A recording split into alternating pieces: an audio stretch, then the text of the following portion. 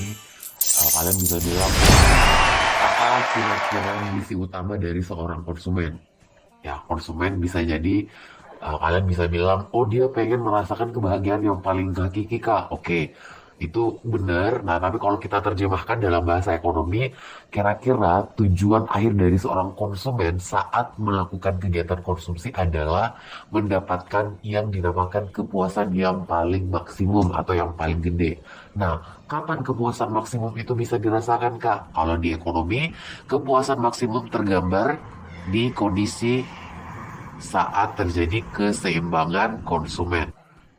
Jadi di materi ini kita bakal bisa mengetahui gimana sih cara seorang konsumen bisa merasakan yang dinamakan kepuasan maksimum. Ada nggak sih caranya atau syaratnya dalam ekonomi? Nah, di ekonomi sendiri untuk bisa merasakan keseimbangan konsumen, itu kita bisa mencarinya dengan dua cara ya. Jadi ada dua pendekatan yang bisa kita lakukan.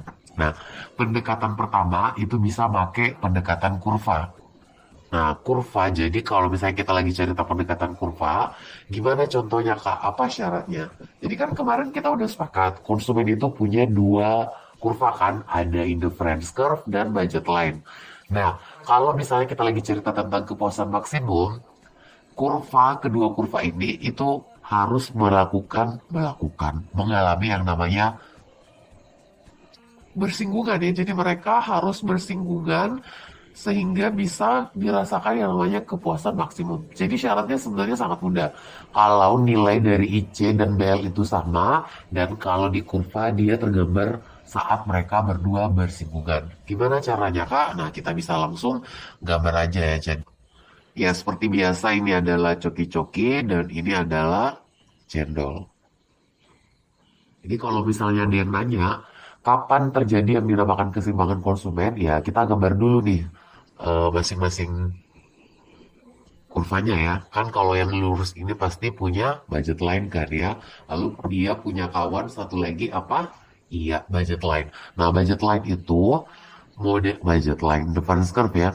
Modelnya kayak gini. Swing onward bar. Oke, ini adalah indifference curve. Jadi, kapan bisa dikatakan terjadi keseimbangan konsumen? Hanya jika indifference curve bersinggungan dengan budget line. Di titik mana Kak? Kalian bisa lihat di titik ini. Jadi konsumen yang rasional itu sebaiknya berkonsumsi di titik ini. Jadi kita dikasih tahu, oh coki-coki sebesar ini misalnya 10, lalu cendol sebesar 3. Nah, dengan kombinasi 10 dan 3 ini, konsumen akan merasakan kepuasan yang maksimum. Oke, hanya bersinggungan. Kalau misalnya berpotongan, boleh nggak, Kak? Nah, kita kasih contoh ya. Jadi kalau misalnya Kanidia kasih contoh, dia berpotongan. Jadi Kanidia gambar satu IC lagi, seperti ini. Ya ini ya anggaplah kita sebut IC2. Nah, pernah nggak sih IC berpotongan dan budget line? Ya, kalau kalian cek ada kan ya, IC dan budget line itu bisa berpotongan di titik yang ini dan di titik yang ini. Nah, di titik misalnya di titik A dan titik B. Kenapa konsumen nggak berkonsumsi di titik A dan B, Kak? Kenapa misalnya harus berkonsumsi di titik C? Ya, kita ingat lagi nih syarat kemarin. Waktu kita bahas IC yang berada di luar itu menunjukkan apa? Iya, menunjukkan bahwa terjadi yang dinamakan kepuasan yang lebih tinggi kan ya. Jadi yang pertama kita bisa lihat A, B, dan C itu memang berada di satu garis budget line yang sama. Berarti menggunakan anggaran yang sama kan? Oke, itu benar. Tapi kalau kita cek baik-baik, A dan B itu menggunakan IC yang berwarna hijau, yang mana posisinya jauh lebih di bawah dibandingkan IC yang warna merah. Berarti kepuasan yang dirasakan IC warna hijau itu jauh lebih rendah dibandingkan IC warna merah. Nah, kesimpulannya apa? Kalau kita mengkonsumsi dengan di daerah A dan B, biayanya bakal tetap sama, tapi kepuasannya jauh lebih rendah karena berada di bawah. Sementara kalau di warna merah, di titik C ini, biayanya bakal tetap sama karena masih ada di satu garis budget line, tapi kita merasakan kepuasan yang jauh lebih tinggi. Makanya kalau kita cerita keseimbangan konsumen, harusnya kurva indifference curve itu cuma bersinggungan dengan budget line, oke? Bukan berpotongan. Jadi nilainya memang sama, tapi harus bersinggungan. Kalau berpotongan itu salah pakai banget. Nah, kalau misalnya ada yang nanya, Kalau misalnya terjadi perubahan pada budget line Kak, seperti yang kemarin dicontohin kan, jadi budget line kan bisa berubah, misalnya dia bergeser ataupun berotasi. Nah, kalau misalnya bergeser ataupun berotasi ya kita tinggal melakukan penyesuaian aja dengan titik keseimbangan konsumen ya kan, karena kalau misalnya tidak sesuai dengan budget line juga nggak bisa. Nah, ini anggaplah budget line satu kita.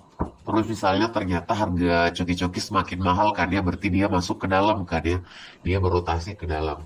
Nah, kalau misalnya awalnya kita punya indifference curve modelnya seperti ini, awalnya kita mengkonsumsi di sini, tapi karena terjadi perubahan harga coki-coki menjadi semakin mahal kan dia bakal ke sini nih, bakal ke dalam. Berarti seharusnya si indifference curve juga harus mengalami perubahan. Jadi akan terjadi penurunan kepuasan sehingga kita bakal berkonsumsi di sini. Jadi bukan lagi di titik A, tapi di titik B dengan titik-titik kombinasi, misalnya di sini 2, di sini 4, kayak gitu. Jadi dengan adanya perubahan harga satu barang, tentu saja titik keseimbangan konsumen atau kepuasan maksimum itu bakal mengalami perubahan. Nah, kita kasih contoh satu lagi nih, misalnya terjadi peningkatan pendapatan deh, biar enak. Jadi ini adalah coki-coki lagi, dan ini adalah cendol lagi ya. Nah, misalnya tadi kita udah dikasih tahu, oh budget line kita awalnya sebegini. Lalu kita juga udah punya indifference curve yang kayak gini. Oke, berarti konsumen awalnya berkonsumsi di titik ini, kalian di titik singgung. Tapi ternyata pendapatan konsumen menjadi meningkat. Berarti budget line-nya kan bergeser ke kanan dong ya. Ya, dan kita yang merupakan konsumen rasional itu nggak boleh mengkonsumsi di titik ini lagi. Harus melakukan perubahan dengan cara, iya, membuat IC yang baru. Jadi di IC yang kedua, sehingga titik konsumsi kita di sini. Jadi kita bisa tarik turun, angkanya misalnya di sini 3, di sini 5, ya ini adalah titik keseimbangan yang baru. Ya, semoga kalian paham. Nah, selanjutnya kita bakal menceritakan keseimbangan konsumen dengan menggunakan pendekatan yang kedua. Ini bisa menggunakan pendekatan matematis atau menggunakan pendekatan slope. Jadi, seperti yang tadi dia udah bahas, masing-masing kurva, baik itu IC atau BL, itu punya slope masing-masing. Nah, kalau kita lihat baik-baik, IC dan BL itu kan bersinggungan kalau terjadi keseimbangan konsumen. Dan kalau di matematika sendiri sebenarnya udah jelas banget ya, bagi dua kurva yang bersinggungan atau berpotongan udah pasti slope-nya itu bakal sama. Berarti juga bakal sama syarat untuk keseimbangan konsumen. Kalau kita cerita dari pendekatan matematis ya udah jelas banget. Slope keduanya itu harus nilainya sama. Nah, kalau kan dia coba nanya lagi, apa sih slope dari indifference curve? Ya, kemarin kita udah bahas ya. Itu marginal rate of substitution, yang mana rumusnya adalah MUX dibagi MUY kan ya? Ya, udah jelas. Lalu nilainya harus sama dengan slope dari budget line. Slope budget line kan kemarin price ratio kan, alias rasio harga yang hasilnya adalah PX bagi PY. Nah, makanya jangan heran kalau kalian bisa ketemu rumus keseimbangan konsumen di buku-buku yang kayak gini. MUX, per PX sama dengan MUY per PY. Jadi rumus dasarnya dari sini kemudian dimodifikasi jadi seperti ini. Nah, gimana contohnya Kak? Ya kan ini langsung kasih contoh aja ya. Jadi misalnya kita dikasih tahu kalau kita punya income pendapatan yang 44, lalu kita juga dikasih tahu harga X itu adalah 2 dan harganya itu adalah 6. Lalu kita juga punya fungsi total utility. Total utility-nya itu adalah 10X ditambah 24 Y dikurang 0,5 X kuadrat dikurang 0,5 Y kuadrat. Waduh, Akbar. Gede banget ya. Nah, kalau misalnya informasinya seperti ini, bisa nggak sih Kak kita menentukan berapa keseimbangan konsumen, dan kalau misalnya kita udah tahu berapa sih barang yang harus kita konsumsi, baik itu cendol dan coki-coki, ya kita kembaliin aja ke rumus yang ada di atas nih, MUX, PX, MUY, PY. Kalau kan dia pakai rumus yang ini aja ya. Jadi kita cari dulu MUX dari rumus ini. Nah, kan dia udah kasih tahu. Kalau kalian masih bingung caranya, ntar ini akan dia simpan di atas gimana cara menentuin MUX dan MUY dari persamaan TU. Nah, kalau kita cek baik-baik, MUX-nya itu kan bakal ketemu angkanya 10 kurang X kan ya. Dari sini kalau diturunkan terhadap X, dapat 10 kurang X. Dibagi. PX kita berapa ya? 2. Kalau MUY kita ini turunan PU terhadap Y. Nah, kalau kita cek baik-baik itu bakal dapat 24 kurang Y per M. PY kita berapa ya? P kita ada 6 ya ternyata ya. Nah, kalau sudah seperti ini ya sisa dikali silang aja ya untuk bisa menyederhanakan perkaliannya. Jadi kali dia buat lebih kecil lagi supaya buat ini dapatnya kan dia kali ke sini dulu ya. 60 dikurang 6x. Oke, sama dengan 2 kali 24 itu 48 dikurang 2y. Nah, selanjutnya ini masih bisa kan dia sederhanain, coba kan dia buat dalam 2y aja ya. Jadi ini kesini semua, ini bakal dapat gimana nih? Iya dapatnya 6x ditambah 48 dikurang 60. Oke, bisa ya. Jadi sisa disesuaikan aja. Ini bakal dapat 2y itu 6x minus 12. Oke. Nah, setelah itu kita sederhanain y-nya dibagi 2 semua ya. Jadi dapat 3x dikurang 12 bagi 2 dapat 6 ya. Nah, kalau misalnya sudah seperti ini, kita udah punya persamaan y sama dengan 3x kurang 6, ini bisa disubstitusi masuk dalam persamaan budget line. Nah, persamaan budget line-nya gimana, Kak? Ya, kan ini dia juga udah ingatin kan ya. Persamaan budget line itu kan udah jelas banget ya. PX dikali X ditambah PY dikali Y sama dengan I. Berarti, kalau misalnya kita cek baik-baik, PX kita berapa ya? Ya, PX kita kan udah 2 lalu X ditambah PY kita 6 lalu Y sama dengan I. Income kita, anggaran kita ada 44. Jadi nilai yang Y ini, persamaan ini bakal dimasukkan ke dalam persamaan budget line yang ada di atas ini nih. Kita substitusi masuk biar bisa dapat nilai X dan Y ya. Jadi dapat 2X, sekarang dia tulis ulang, lalu ditambah 6Y. I-nya langsung diganti aja di persamaan ini. 3X kurang 6 sama dengan 44. Ya, kalau sudah seperti ini udah bisa disederhanain lagi kan ya. Bakal dapat 2X ditambah 18X dikurang 36 sama dengan 44. Oke, masih bisa kita lanjut lagi. Ini kalau kita jumlahin dapat 20X kan ya. Sementara ini ditaruh di sebelah 44 tambah 36 berapa ya? Iya, bakal dapat angka 80. Nah, kalau udah seperti ini kita udah bisa dong dapat nilai X. 80 bagi 20 itu bakal dapat angka iya 4. Nilai 4 yang ada di sini udah bisa disubstitusi ke dalam persamaan yang ini tadi nih. Jadi, iya sama dengan 3 dikali 4 dikurang 6. 12 kurang 6 itu bakal dapat 6 lagi.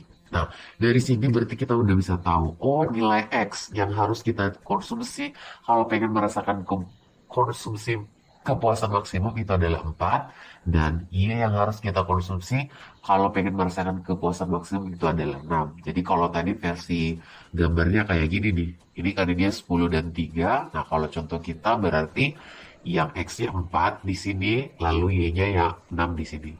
Oke? Ya, kan ini dia rasa udah cukup untuk pembahasan video keseimbangan konsumen kali ini. Kita bakal ketemu lagi di video kandidat yang lain. Stay tune dan Assalamualaikum. Tonton video kandidat yang lain juga ya. Apa kira-kira misi utama dari seorang konsumen? Ya, konsumen bisa jadi kalian bisa bilang, oh dia pengen merasakan kebahagiaan yang paling hakiki kak. Oke, itu benar. Nah, tapi kalau kita terjemahkan dalam bahasa ekonomi, kira-kira tujuan akhir dari seorang konsumen saat melakukan kegiatan konsumsi adalah mendapatkan yang dinamakan kepuasan yang paling maksimum atau yang paling gede. Nah, kapan kepuasan maksimum itu bisa dirasakan kak? Kalau di ekonomi, kepuasan maksimum tergambar di kondisi saat terjadi keseimbangan konsumen. Jadi di materi ini kita bakal bisa mengetahui gimana sih cara seorang konsumen bisa merasakan yang dinamakan kepuasan maksimum. Ada nggak sih caranya atau syaratnya dalam ekonomi? Nah, di ekonomi sendiri untuk bisa merasakan keseimbangan konsumen, itu kita bisa mencarinya dengan dua cara ya. Jadi ada dua pendekatan yang bisa kita lakukan. Nah, pendekatan pertama itu bisa pakai pendekatan kurva.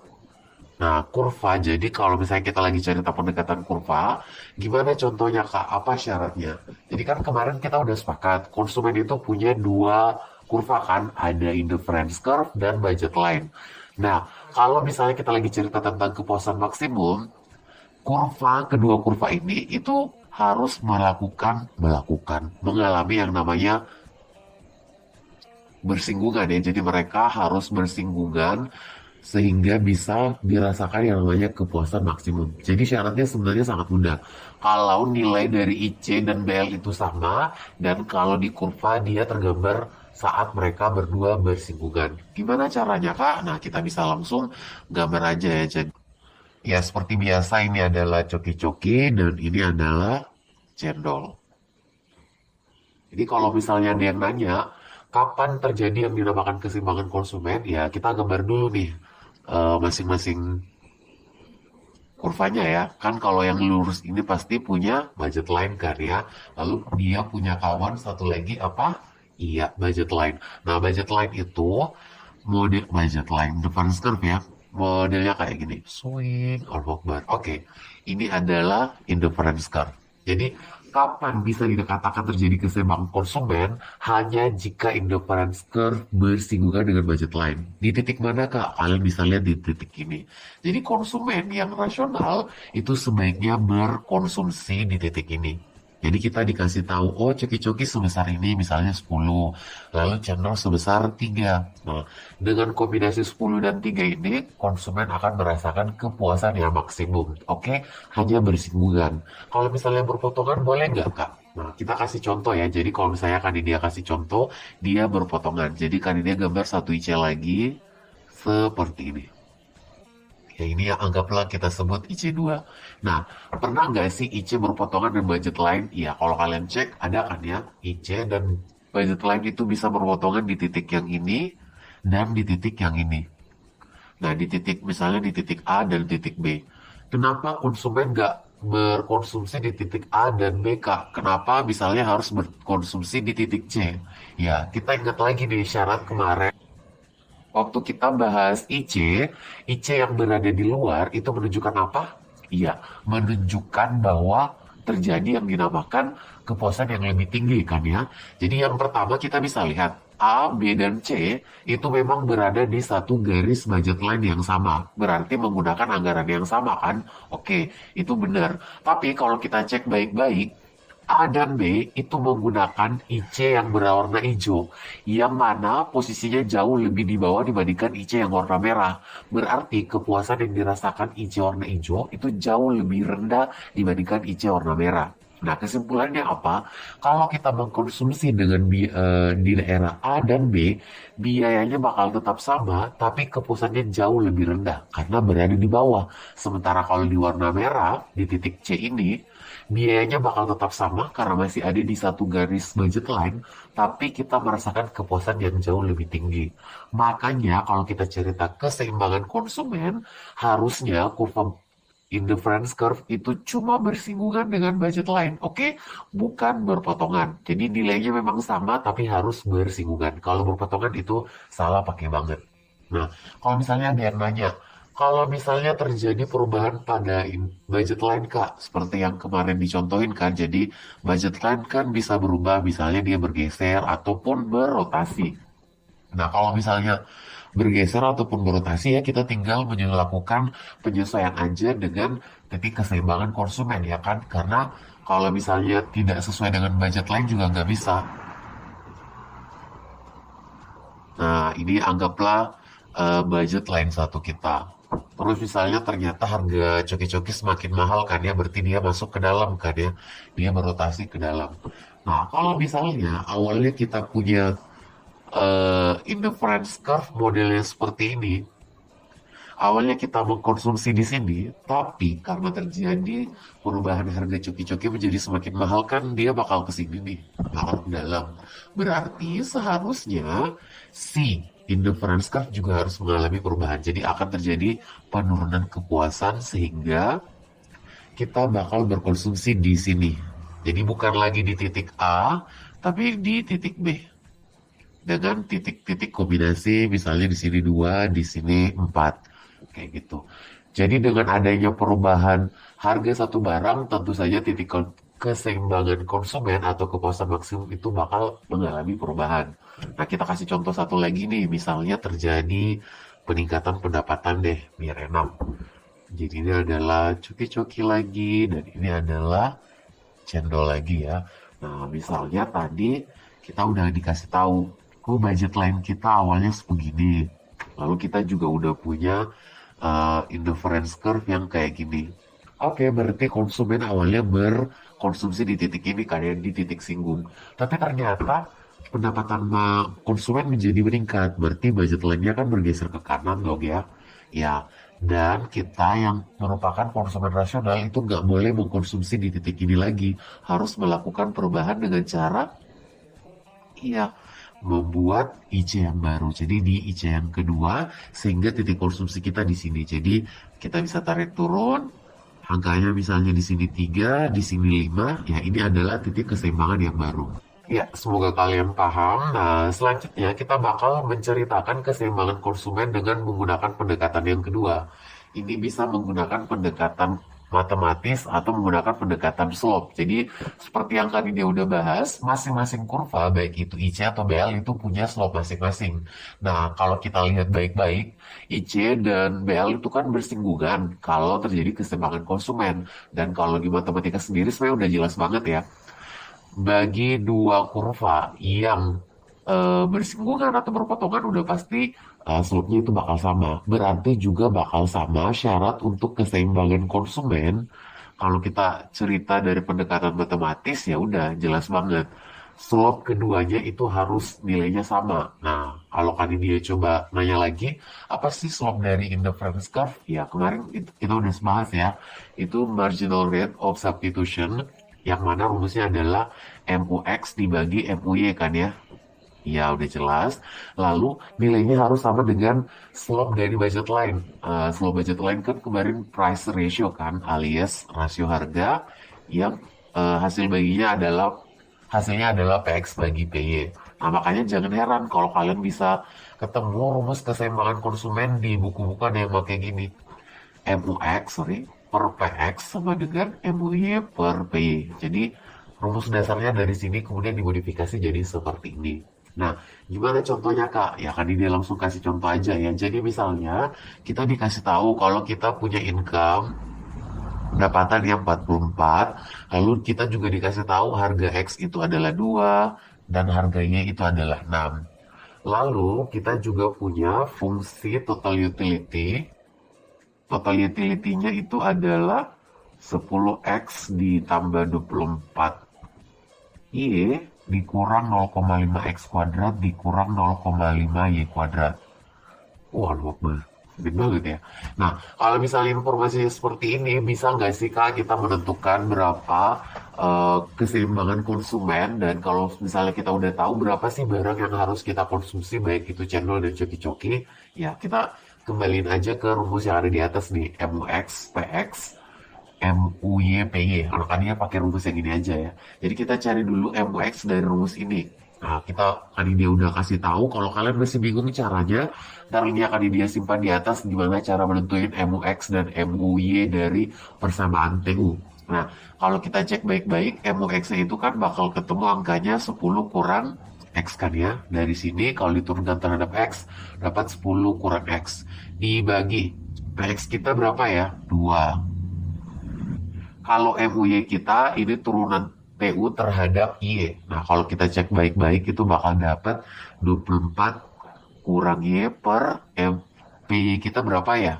P kita ada 6 ya ternyata ya. Nah, kalau sudah seperti ini ya sisa dikali silang aja ya untuk bisa menyederhanakan perkaliannya. Jadi kali dia buat lebih kecil lagi supaya buat ini dapatnya Kan dia kali ke sini dulu ya. 60 dikurang 6x. Oke. Sama dengan 2 kali 24 itu 48 dikurang 2y. Nah, selanjutnya ini masih bisa kan dia sederhanain, coba kan dia buat dalam 2y aja ya. Jadi ini ke sini semua, ini bakal dapat gimana nih? Iya, dapatnya 6x ditambah 48 dikurang 60. Oke, bisa ya. Jadi sisa disesuaikan aja. Ini bakal dapat 2y itu 6x minus 12. Oke. Nah, setelah itu kita sederhanain y-nya dibagi 2 semua ya. Jadi dapat 3x dikurang 12 bagi 2 dapat 6 ya. Nah, kalau misalnya sudah seperti ini, kita udah punya persamaan y sama dengan 3x kurang 6, ini bisa disubstitusi masuk dalam persamaan budget line. Nah, persamaan budget line-nya gimana, Pak? Ya, kan dia juga udah ingatin kan ya, persamaan budget line itu kan udah jelas banget ya. PX dikali X ditambah PY dikali Y sama dengan I. Berarti, kalau misalnya kita cek baik-baik, PX kita berapa ya? Ya, PX kita kan udah 2 lalu X ditambah PY kita 6, lalu Y sama dengan I. Income kita, anggaran kita ada 44. Jadi nilai yang Y ini, persamaan ini bakal dimasukkan ke dalam persamaan budget line yang ada di atas ini nih. Kita substitusi masuk biar bisa dapat nilai X dan Y ya. Jadi dapat 2x, kali dia tulis ulang, lalu ditambah 6y, y-nya langsung diganti aja di persamaan ini, 3x kurang 6 sama dengan 44. Ya, kalau sudah seperti ini udah bisa disederhanain lagi kan ya, bakal dapat 2x ditambah 18x dikurang 36 sama dengan 44. Oke, masih bisa kita lanjut lagi. Ini kalau kita jumlahin dapat 20x kan ya. Sementara ini ditaruh di sebelah, 44 tambah 36 berapa ya? Iya, bakal dapat angka 80. Nah, kalau udah seperti ini kita udah bisa dong dapat nilai X. 80 bagi 20 itu bakal dapat angka iya 4. Nilai 4 yang ada di sini udah bisa disubstitusi ke dalam persamaan yang ini tadi nih.